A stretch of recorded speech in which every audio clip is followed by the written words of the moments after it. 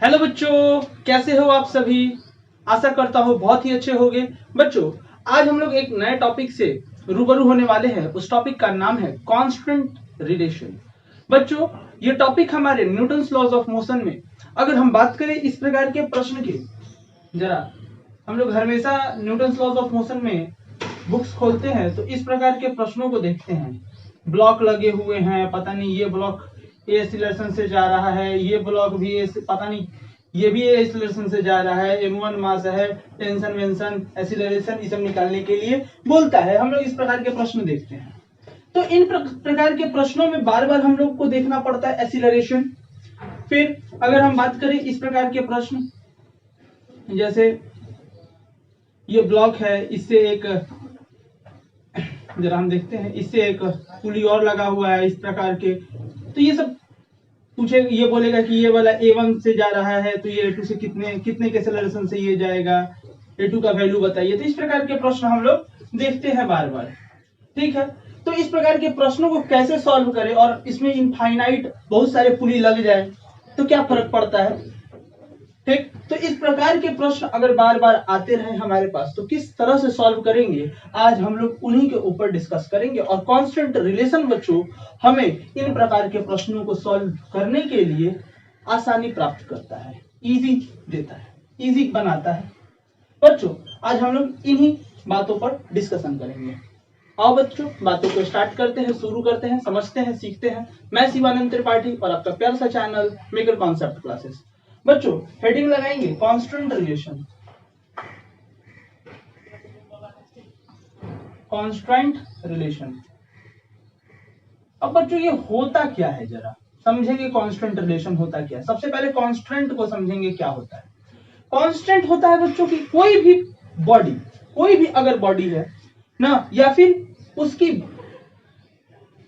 Length ना तो घटे ना तो बढ़े ना, उसे ही क्या कहते हैं, कांस्टेंट कहते हैं। उसे क्या कहते हैं, कांस्टेंट कहते हैं। अगर बात करें एनी फैक्ट, लिखते हैं any fact which does not change, which does not change, like inextensible thread,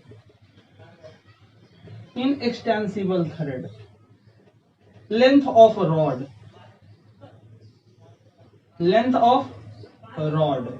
तो अगर हम इस प्रकार के etc, तो इस प्रकार के अगर हम बातों को देखें, जैसे कि हमारा थ्रेड, रॉड का लेंथ, अगर अब मान लो ये अगर हमारा रॉड है, अगर हम इसको कितना भी खींचे, क्या इसकी शेप साइज बदलेगी? नहीं बदलेगी बच्चों। क्या, तो उसी को ही हम लोग क्या कहेंगे, कांस्टेंट कहेंगे। Is said to be constant.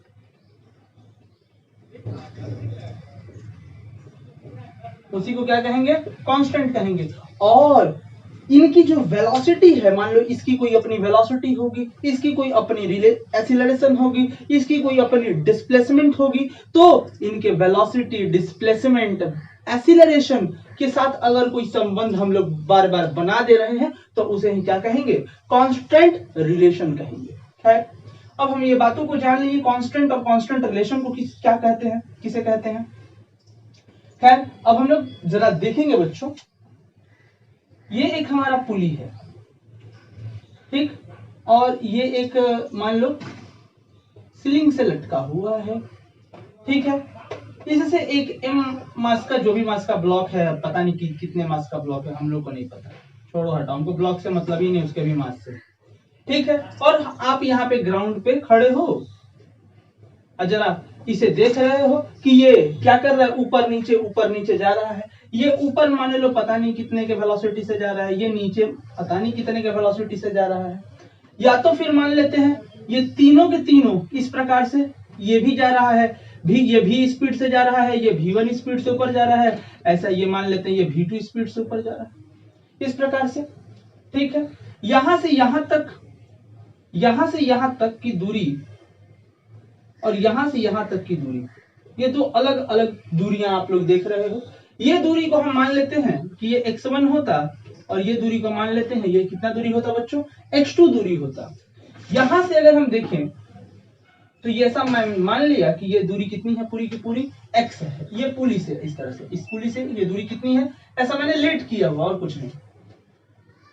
कैसे कांस्टेंट रिलेशन बनाएंगे, कांस्टेंट के संबंध बनाएंगे, आज उन्हीं के ऊपर डिस्कशन करेंगे। बच्चों एक बात जरा आप देखना, यहां से यहां तक की दूरी आप x देख रहे हो, ये दूरी x1 देख रहे हो, तो ये थ्रेड की दूरी कितनी होगी, तो सर x माइनस x1 होगा। ठीक है, अब बच्चों आप पूरी की पूरी ये वाली दूरी देख रहे हो x, इतनी दूरी x2 देख रहे हो, ये वाली दूरी कितनी होगी, तो सर x माइनस x2 होगी। अच्छा, ये x माइनस x1 और x माइनस x2 ये पूरी की पूरी क्या है, थ्रेड की लंबाई है। अगर इन दोनों को अगर हम जोड़ दें, दूसरी बात कि क्या ये थ्रेड की जो लंबाई है बदलेगी, नहीं सर नहीं बदलेगी, क्योंकि ये कांस्टेंट है और कांस्टेंट है ना ये थ्रेड की। क्योंकि याद रखना, अगर जब कभी भी हम लोग थ्रेड के बारे में बातें करेंगे अपने फिजिक्स में, तो थ्रेड का मतलब ही होता है बच्चों आइडियल थ्रेड, और आइडियल थ्रेड का मतलब जो है वो ऑलवेज कहलाएगा मासलेस। मासलेस, अगर आइडियल थ्रेड के बारे में बात करें, आइडियल थ्रेड के बारे में बात करें तो वो मासलेस होगा और इनएक्सटेंसिबल होगा। इनएक्सटेंसिबल,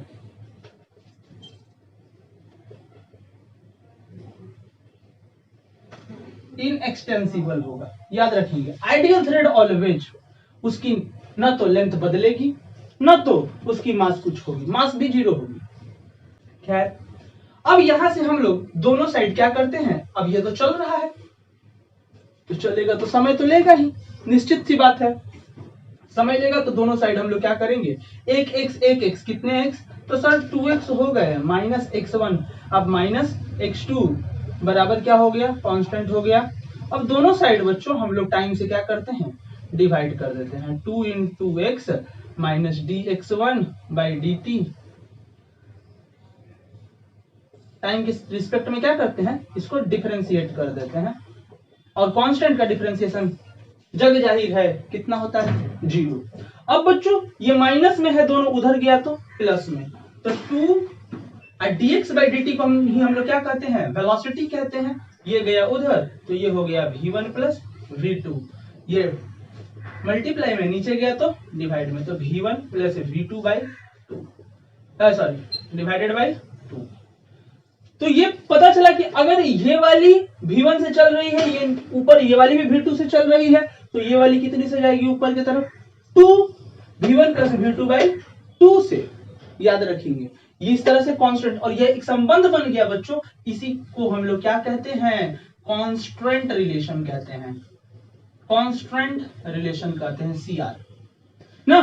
अब इसी तरह से बच्चों अब एक्सीलरेशन में देखो, यहाँ पे डिस्प्लेसमेंट में भी संबंध आ चुका है, डिस्प्लेसमेंट में भी संबंध आ चुका है, तो वो भी कांस्टेंट कहलाएगा, कांस्टेंट रिलेशन कहलाएगा। अगर यहाँ पर अगर हम फिर से एक बार इसको डिफरेंशिएट कर दें dv बाई dt को, तो एक्सीलरेशन इसकी निकल जाएगी कि भैया ये कितने के तरह से ऊपर नीचे जा रहे हैं,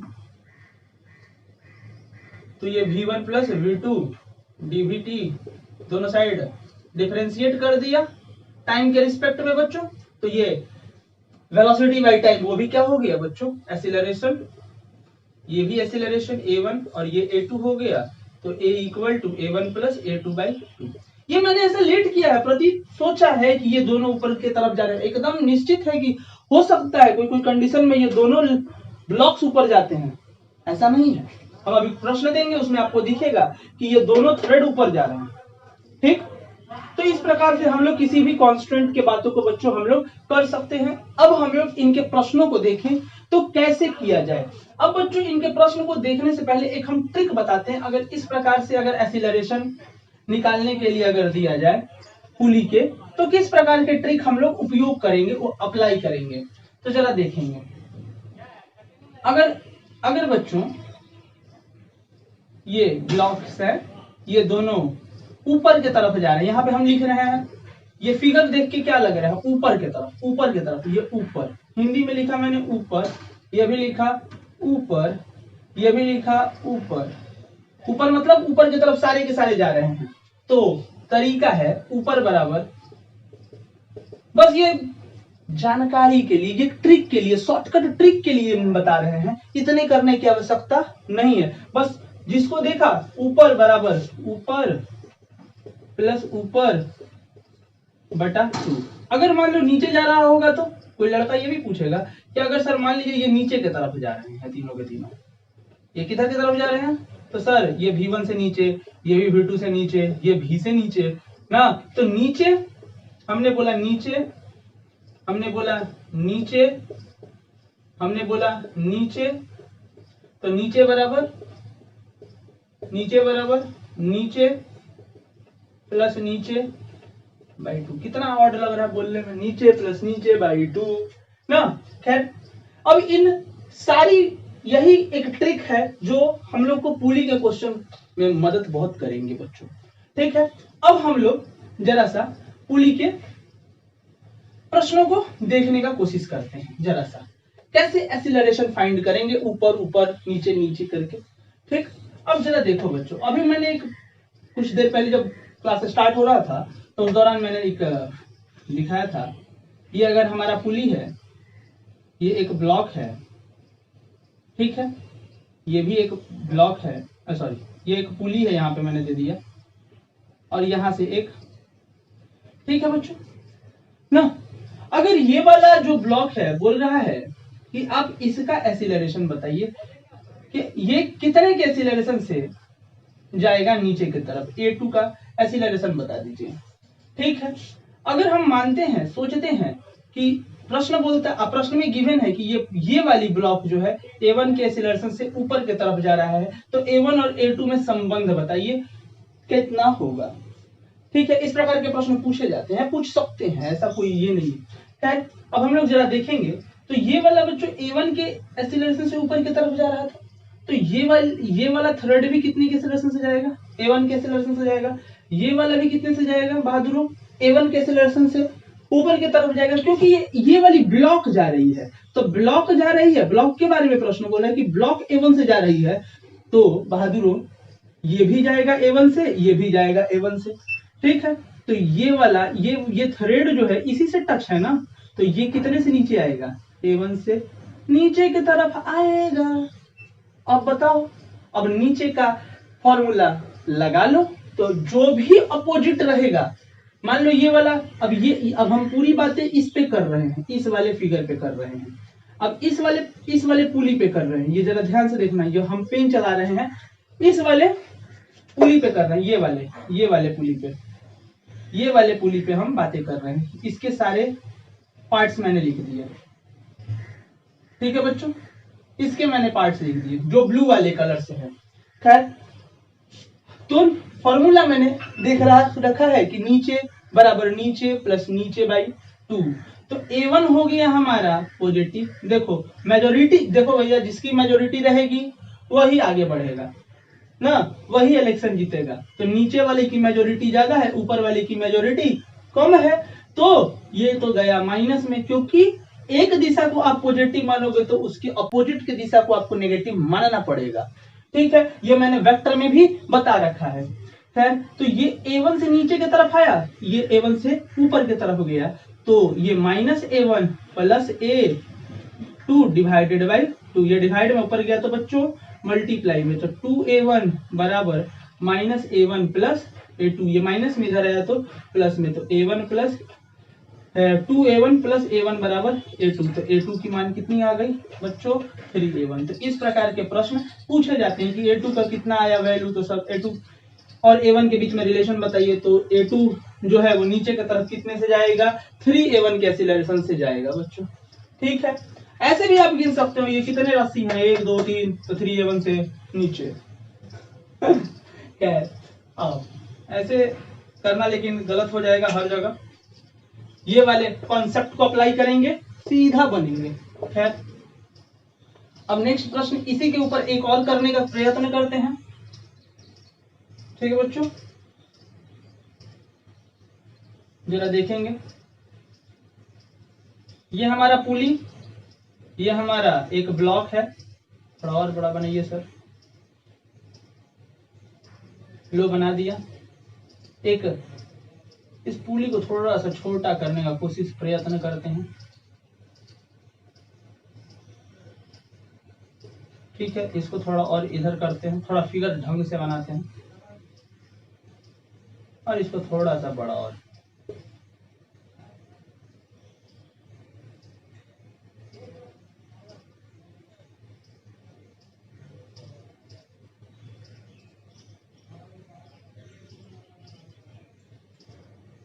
और ये एक ब्लॉक, ये दिख रहा है बच्चों, इतने ब्लॉक्स आप सभी को, इतने पुलिस दिख रहा है, 3 पुलियां मैंने दे दी। अब ये बोलता है कि ये मान लो A1 के एक्सेलरेशन से ऊपर की तरफ गया, तो बताइए ये A2 के एक्सेलरेशन से कितने से नीचे की तरफ आएगा। वाह वाह वाह वाह, कितना बढ़िया प्रश्न है। अगर बच्चों ये A1 के एक्सेलरेशन से ऊपर की तरफ गया तो ये भी A1 के एक्सेलरेशन से ऊपर के, सॉरी, पहले हम लोग पहले थ्रेड को देखते हैं। ये ब्लॉक जा रहा है A1 के ऊपर से, तो ये जाएगा A1 से, ये भी जाएगा बच्चों A1 से और ये भी जाएगा A1 से, ठीक है ना।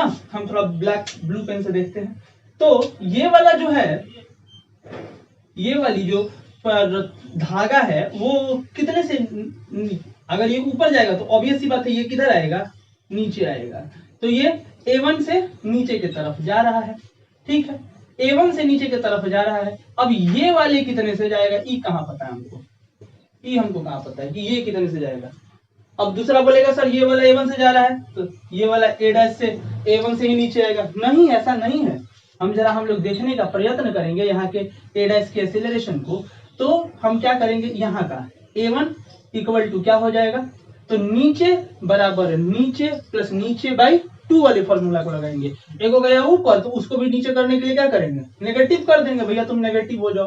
तो A1 ये वाला A' है पहले से ना, A' दे रहे हैं ऊपर, A1 और A' अंतर है, डैश मैंने ऊपर लिखा है, 1 नीचे लिखा है, ठीक।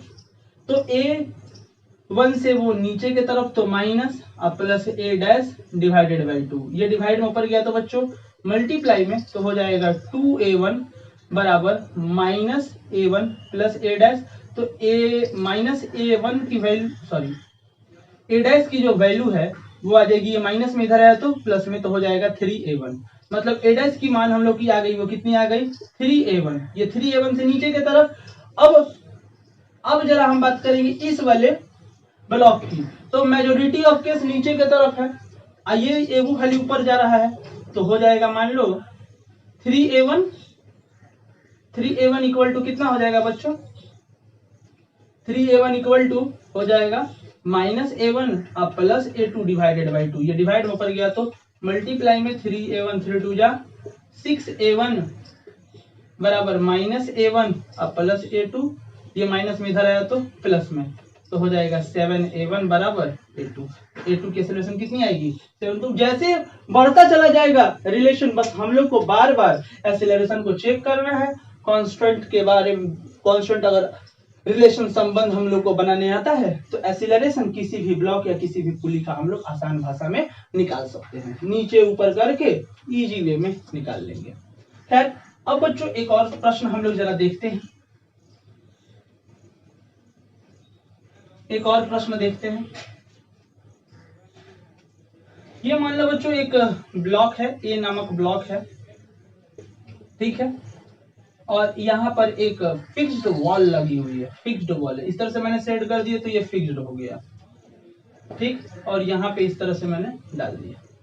खैर, यहाँ से एक पुली से ये कनेक्ट है और पुली इससे फिक्स्ड है, यहाँ पर भी एक पुली है जो इससे फिक्स्ड नहीं है, फिर यहाँ पे इस तरह से, फिर यहाँ पर और फिर यहाँ पर इस तरह से, ठीक, और यहाँ पर एक ब्लॉक में एक पुली लगा के एक ब्लॉक भी लटका दिया, ठीक है। पूछता है कि ये जो बी ब्लॉक, बी नामक ब्लॉक है, वो कितने के एक्सीलरेशन से नीचे की तरफ आएगा अगर ये वाला, ये जो ए ब्लॉक है वो ए एक्सीलरेशन से इधर की तरफ चल रहा है। तब अगर ये ए एक्सीलरेशन से इधर की तरफ चलेगा तो ये पूरी सिस्टम ए एक्सीलरेशन से ये वाली धागा इधर की तरफ चलेगी, निश्चित है ना। तो खाली कुछ नहीं करना है यार, कितने थ्रेड्स हैं, 1 2 3 4 5 6 6 ऐसे नीचे आ जाएगा, बस सिंपल है ना। तो याद रखेंगे जितने थ्रेड रहेंगे यहाँ पे लगे हुए, अगर 1 2 3 4 5 6, तो जितने भी थ्रेड लगे रहेंगे बस उन थ्रेड्स को गिन लेना है, बोल देंगे कि ये 6 ऐसे कितने आ जाएंगे, नीचे की तरफ आ जाएंगे, कितना आसान है, बस काउंटिंग करना है। तो अगर हम बात करें यहाँ से यहाँ तक की दूरी x है और यहाँ से यहाँ तक की दूरी मान लेते हैं y है, तो इस तरह से भी कर सकते हैं। तो 6x कितने x, 1 2 3 4 5 6, तो 6x plus y equal to क्या होगा, कांस्टेंट होगा, क्योंकि थ्रेड आपका कांस्टेंट है बच्चों, क्योंकि थ्रेड आपका कांस्टेंट है। तो दोनों साइड डिफरेंशिएट कर देंगे टाइम के साथ, तो 6x dx by dt plus dy by बच्चों कितना हो जाएगा, dt बराबर कांस्टेंट का 0, ये प्लस में उधर गया तो माइनस में, तो 6 और dx बाई dt को ही क्या कहते हैं, va मान लो उसको, वेलोसिटी ऑफ a बराबर माइनस vb हो गया। ठीक है, अब यहीं पे फिर इसको क्या करेंगे, फिर से एक बार डिफरेंशिएट कर दोगे, तो dv बाई dt बराबर माइनस da बाई dt बराबर माइनस dv बाई dt। तो यहां से आ जाएगा अपना क्या, 6a equal to minus 6a equal to आ जाएगा माइनस ab आ जाएगा। और इसकी एक्सेलरेशन इधर की तरफ a है, तो इधर एक नेगेटिव मान रहे हैं, तो ये a की एक्सेलरेशन कितनी हो जाएगी, माइनस a, तो minus 6a equal to minus ab, ये कट गया, तो ab इक्वल टू कितना आ जाएगा, 6a। तो बच्चों आज हम लोग एक्सेलरेशन निकालने के लिए सीखे हैं ना। आगे हम लोग पुली के ऊपर कैसे मास निकालें, कैसे टेंशन निकालें, उनके ऊपर बातें करेंगे। बच्चों आज के लिए इतना ही, तब तक के लिए धन्यवाद।